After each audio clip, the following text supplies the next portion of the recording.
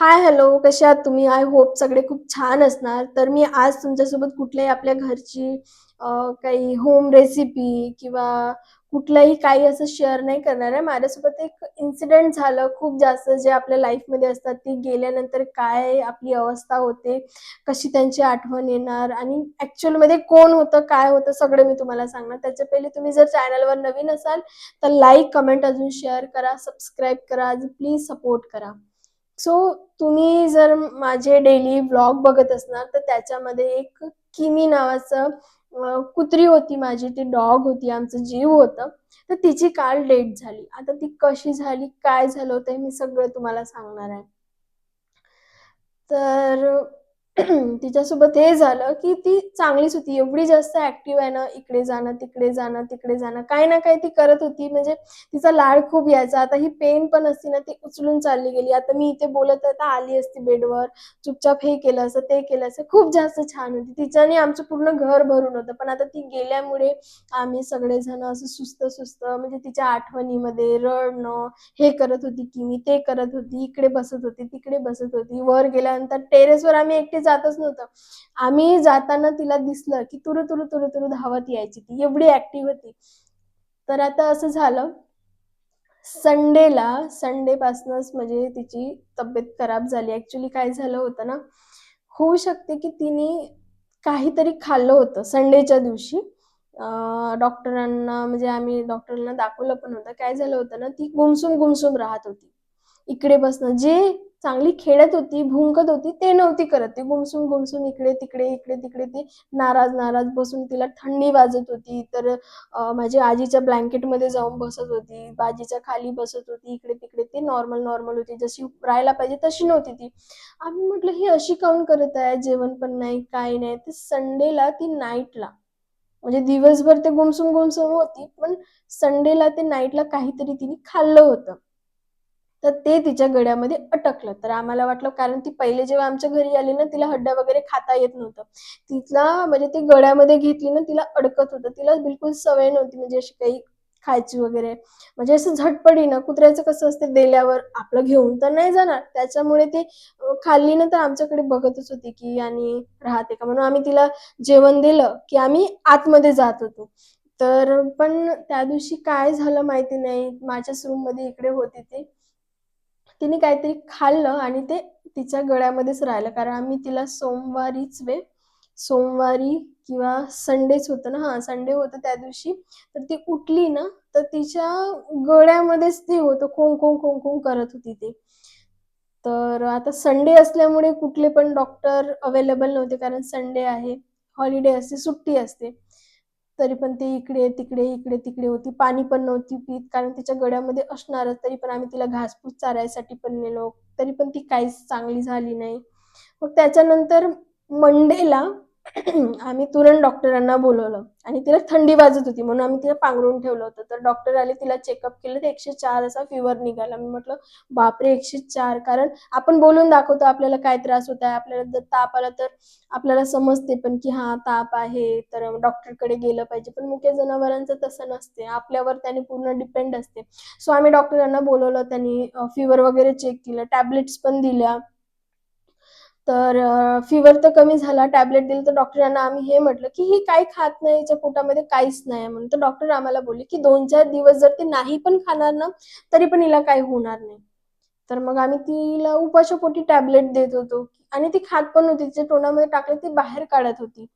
तर डॉक्टरांना आम्ही मग अजून 2 हो, 1 म्हणजे 2च दिवस झाले होते. काही खात नव्हती. मग डॉक्टरांना आणखी फोन केला आम्ही, की "ही काही खातच नाही, हिच्या पोटामध्ये काहीच नाही. फीव्हर तर गेला होता. पाणी पण प्यायला सुरुवात केली, पण काही जेवत नाही. उपाशीपोटी कसं आम्ही टॅब्लेट द्यायचं?" तर त्यांनी का म्हणे, "तुम्ही एक काम करा म्हणे, तुम्ही ताबडतोब दुसऱ्या डॉक्टरांकडे घेऊन जा" म्हणे. तर आम्ही दुसऱ्या डॉक्टरांकडे नेलं. तर त्यांना आम्ही पूर्ण हिस्ट्री सांगितली. या डॉक्टरांनी काय-काय दिलं, कोणते-कोणते इंजेक्शन दिले, ते सगळं आम्ही त्यांना सांगितलं. त्यांनी विचारले, "किती महिन्याची आहे?" असं वगैरे आम्ही ते सांगितलं त्यांना. तर मग त्यांनी 4 इंजेक्शन तिला दिले. एक गोळी अजून एक सायरप दिलं, जे की घरी जाऊन घ्या म्हणे. पण 4 इंजेक्शन. आता एवढूसा जीव. 4 1 वर्षाची होती ती. एवढूसं जीव 4 इंजेक्शननी आदल्या दिवशी झालेल्या 2 म्हणजे टोटल 6 इंजेक्शन तिला दिल्या. 6 इंजेक्शन. तर असं वाटत आहे, की आता तिला डोस जास्त झालाच आणि उपाशापोटी होती ती. तर मग 6 तिला इंजेक्शन झाले, 4 इंजेक्शन आणि 4था इंजेक्शन तिच्यासाठी खूप जास्त हेवी होता. डॉक्टरांनी हे पण सांगितलं, की इंजेक्शन हेवी आहे, तर ती लंगडणार. मग अर्धा तास ती लंगडली बिचारी आणि रडली. लिटरली खूप बेकार वाटलं.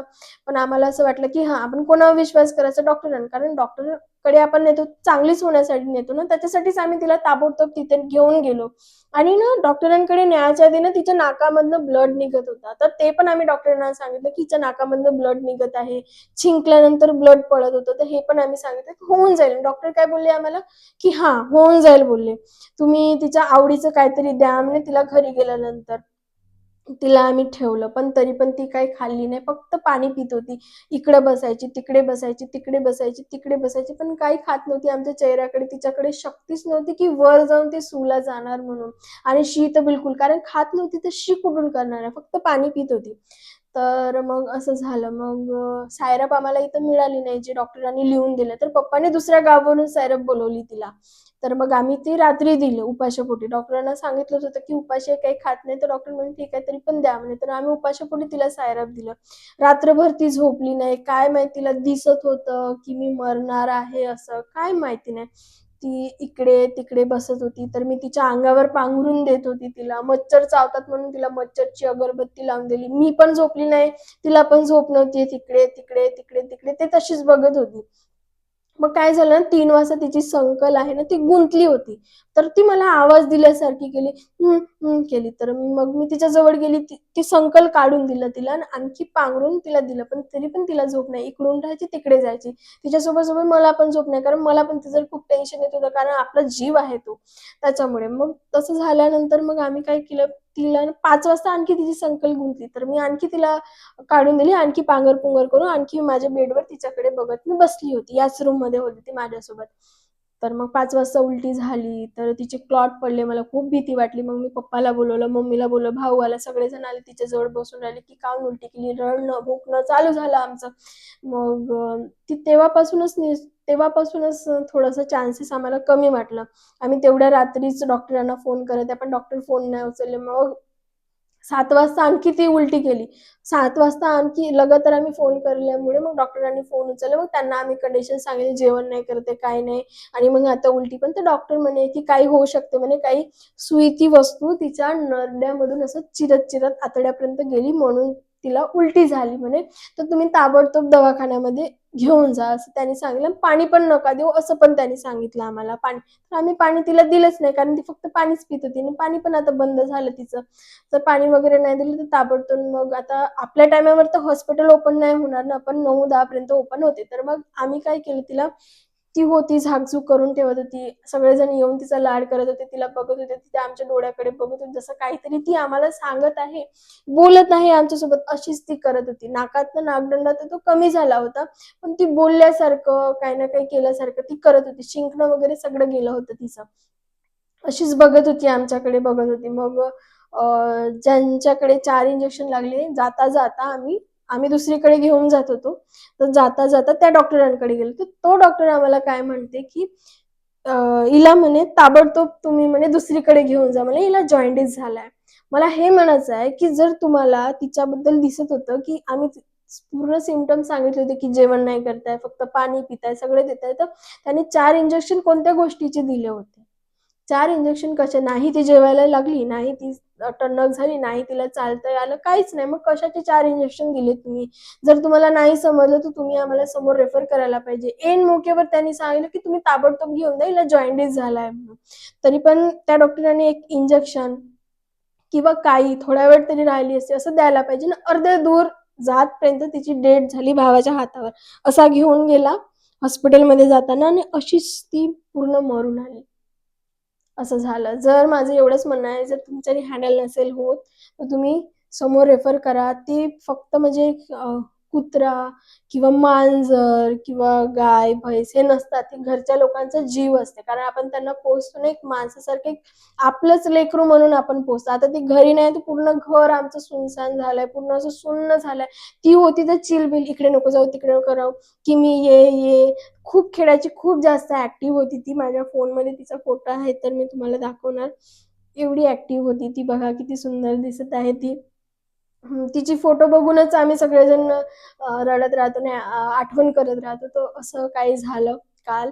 मग तिला घरी आणल्यानंतर मग थोडंसं ठेवलं. बॉडी कसं हे होऊन जाते ना आपली, काय मेल्यानंतर कायच राहते, एकदम रट आली, कळक आली होती. सो मग आम्ही घराजवळ गड्डा केला, त्याच्यामध्येच मग तिला गाडलं. सो असं काही झालं. खूप बेकार वाटत आहे. कालपासनं रडू सगळ्यांची हालत खूप बेकार आहे. पण आता खूप आम्ही प्रयत्न केला. असं नाही की खूप दिवसापासून तब्येत खराब आहे ना आम्ही लक्ष नाही दिलं, असं काहीच नाही. आणि मला असं वाटतं की कोणाला मी एक्सप्लेनेशन देण्याची पण गरज नाही, कारण तिच्यासाठी काय केलं हे तिलाही माहिती आहे ना, आम्हालाही माहिती आहे ना. आम्ही असं कोणाला वाऱ्यावर नाही, आपण माणसांना सुद्धा एवढं म्हणजे हे करतो की तुरंत आम्ही पण तिच्यासाठी तुरंतच केलं. असं नाही की डिले नाही ठेवलं, आज नाही करता येत उद्या करेल ना, उद्या नाही करता येत परवा करेल ना जेवण, असं नाही केलं. तुरंत डॉक्टरांना बोलवलं, ह्या डॉक्टर नाही झालं तिसरा नाही झालं तर चौथ्या, असं आमचं चालूच होतं की ह्या डॉक्टरने. आम्ही फोनवर लगातार हा डॉक्टर कसा आहे, तो डॉक्टर कसा आहे, हिला असं झालंय ते युट्यूबवर बघणं, सगळ्या गोष्टी आमच्या चालूच होत्या. आणि आमच्याकडे फक्त 6 महिने राहिली. तिची काही एज पण नव्हती जायची. पण आता काय करू शकते, एवढी गुणाची होती, एवढा जीव लावून गेली आणि देवाने असं केलं. पण देवालाही माहितीये की आम्ही तिच्यासाठी काय केलं आणि ती कशी होती म्हणून. सो आता कानाला खडा आहे की याच्या पुढे कधीच कोणत्याच पेटला आम्ही पोचणार नाही. आता एक कॅट आहे, तिला देव चांगलं ठेव, कारण खूप जीव लागतं आणि मग गेल्यानंतर खूप बेकार वाटतं. आणि ज्यांच्याकडे आहेत त्यांना माझी फिलिंग समजत असेल, ज्यांनी फक्त वरवरून प्रेम करतात त्यांना काहीच समजणार नाही. कारण एकदा तुम्ही जीव लावून बघा. म्हणतात ना असं की कुत्रा वफादार असतो, खरंच वफादार असतो, खरंच वफादार असतो. तो माणसांसारखा असा नसतो, ते दोघलेपणा वगैरे असताना असा नसते. माणसांचा आहे पण प्राण्यांचा नाही. तो भले आपला असं गावठी का असो ना, तुम्ही गावठी कुत्र्यांनाही जर बिस्कुट दिलं नाही एक दिवस, तरी पण तो तुमच्यासोबत वफादार होऊन जातो. असं आहे. सो तुम्हाला ब्लॉग कसा वाटला नक्की मला कमेंटमध्ये सांगा. आणि थँक यू फॉर वॉचिंग. आता काय करू शकत नाही. ती गेली पण एवढं जीव लावून गेली की क्षणोक्षणी तिची आठवण आहे आणि मनातून तर तू कधीच जाणार नाही. की मी तू जिथे कुठे असशील, माझं खूप सारं प्रेम, सगळ्यांचं खूप सारं प्रेम आहे. तर मला ब्लॉग कसा वाटला मला नक्की कमेंटमध्ये सांगा. काही भूल चूक असेल तर भेटूया आपण नेक्स्ट ब्लॉग मध्ये. तोपर्यंत बाय बाय.